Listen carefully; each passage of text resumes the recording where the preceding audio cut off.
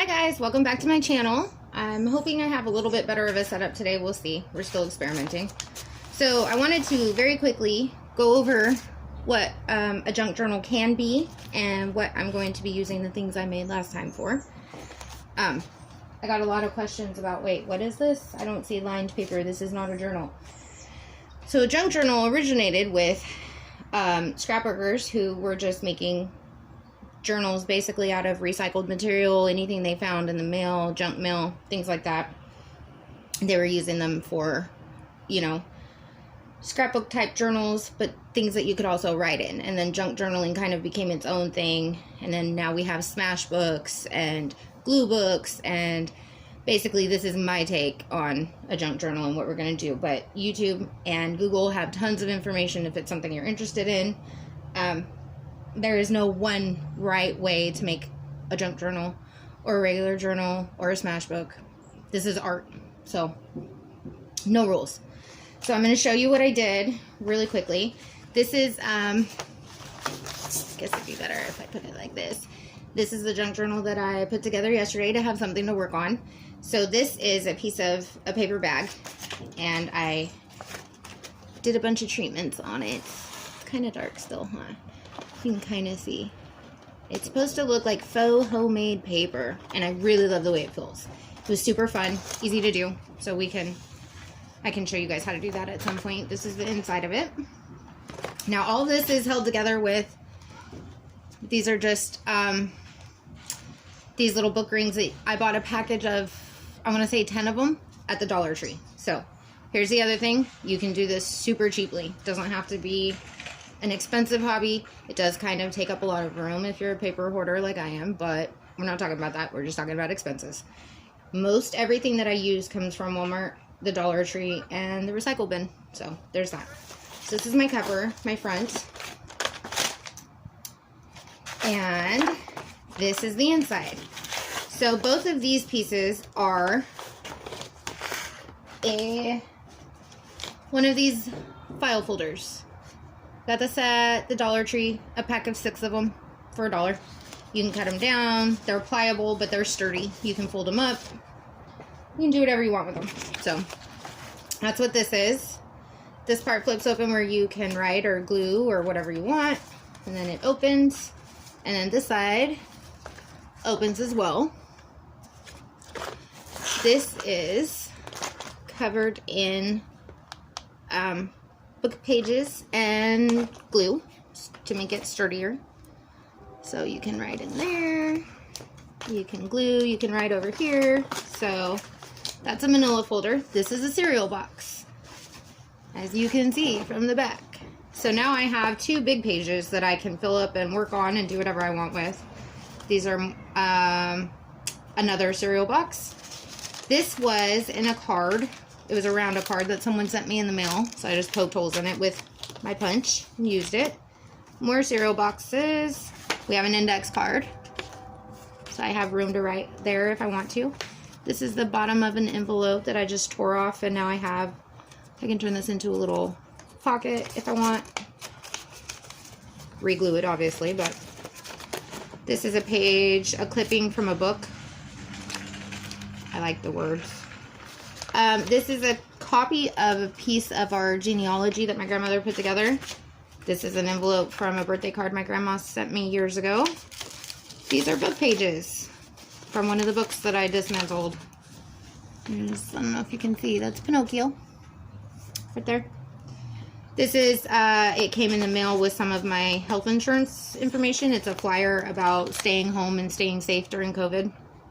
I'll cover a lot of that up, but I also want to kind of maybe keep this to signify this year. This is a junk envelope, has a cool window in it, so I'll figure out something to put in there to make it show.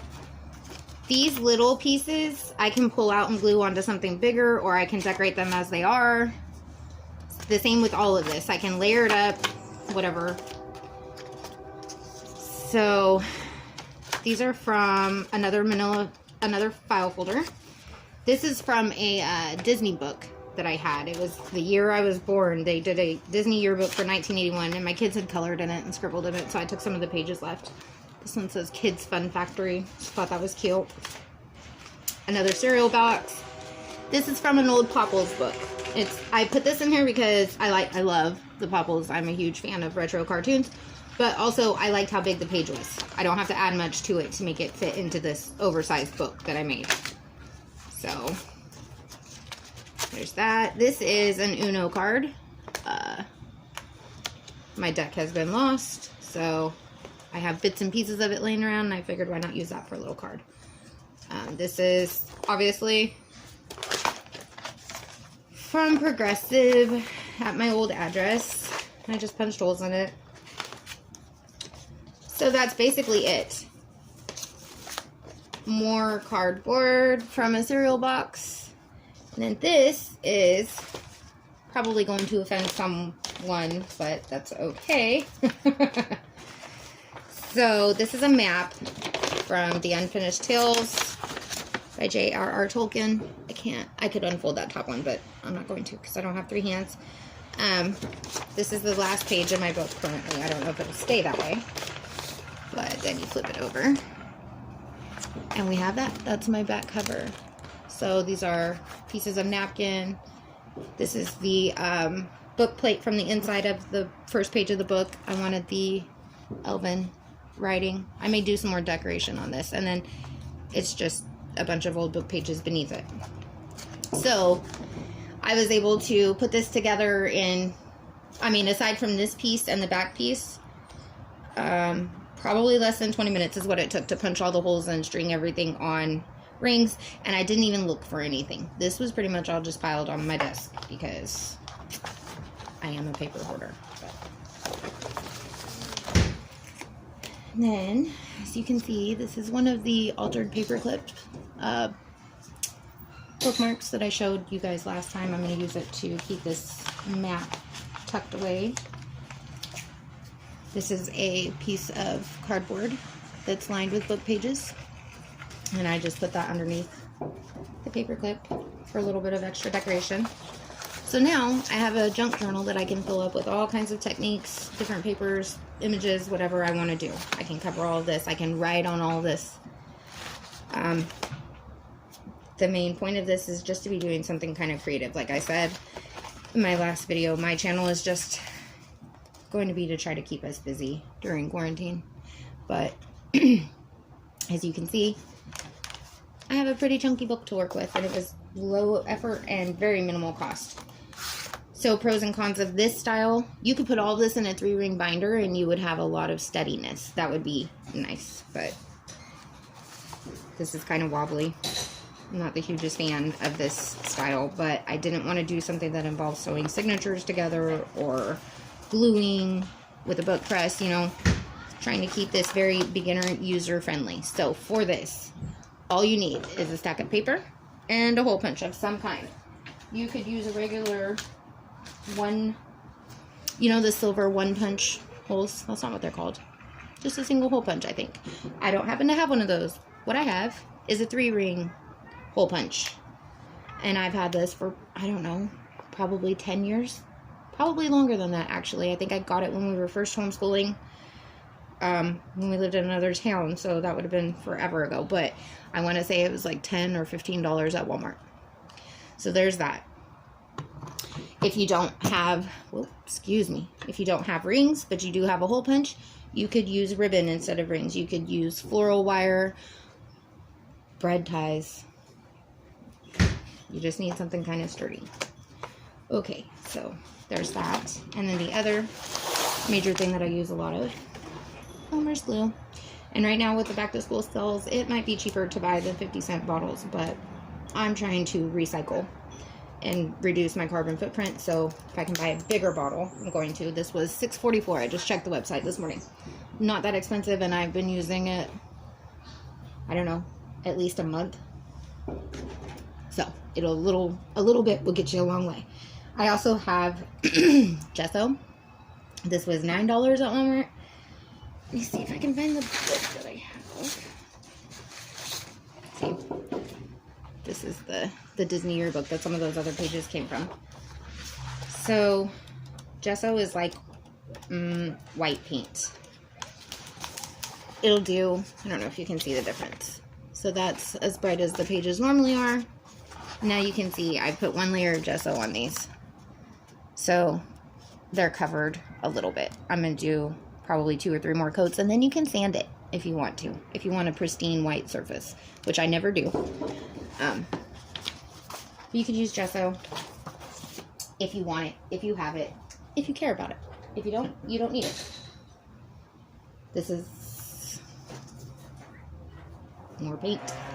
I'm going to say it was $5. It was not that expensive, and I happen to have it in my crafting supply because I do a lot of varied crafts.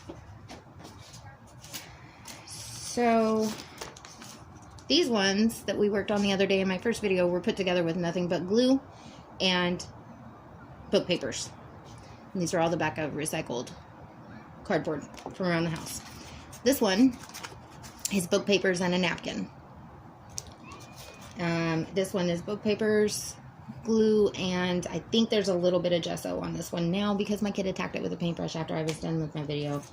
This is another altered paper clip, which I'm not finished with the back with, but these are so fun to make. And everything on here is just used book pages, a piece of fabric trim that I had laying around, and a piece of twine for the tag, or for the tie. So one other thing that I use a lot of that you totally don't have to, but if you do, this is Tim Holtz Distress Ink, and I think you can get a package of 3 of the smaller ones of these at Joann's for $12 or $6 if you have a half off coupon and they're not on sale. These, I want to say I've had this almost as long as I've had this. This is really old, and every time I use it, I expect it to be dry, but it's not. So it was well worth the investment. And what you can do is, on anything that you've torn, if you go around and just distress the edges of it, which is why it's called Distress Ink, you get a totally different look. Makes it look older. You can also, there's a technique where, this is my torn up book. I know some of you will probably feel like murder to watch me do these to these books, but I promise you they were well loved and well read before I destroyed them. So, tear the page out, crinkle it.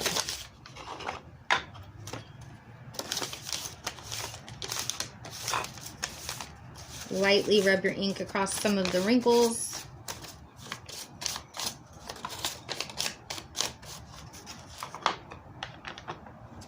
It's going to pick up those details, those wrinkles, and it's going to give it a whole new look. And then when you glue it on something, it's going to give you more of this appearance.